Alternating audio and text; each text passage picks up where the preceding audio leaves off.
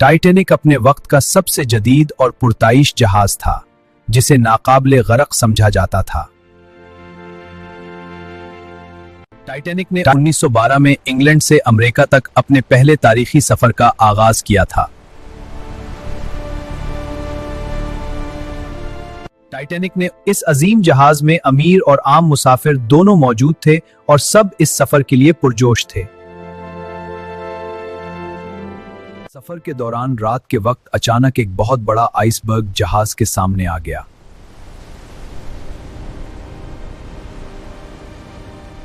सफर के दौरान Titanic iceberg से टकरा गया, जिससे जहाज के निचले हिस्से को शदीद नुकसान पहुंचा।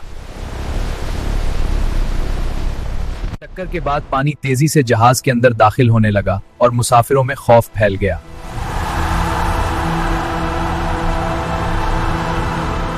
जहाज में मौजूद लाइफ बोट्स तमाम मुसाफिरों के लिए काफी नहीं थीं, जिससे सूरत-ए-हाल मजीद संगीन हो गई।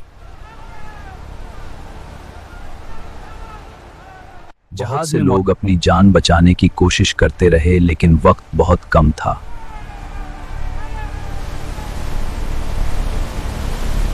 बहुत से लोग टाइटैनिक समंदर में डूब गया और 1500 से ज्यादा लोग अपनी जान से हाथ धो बैठे।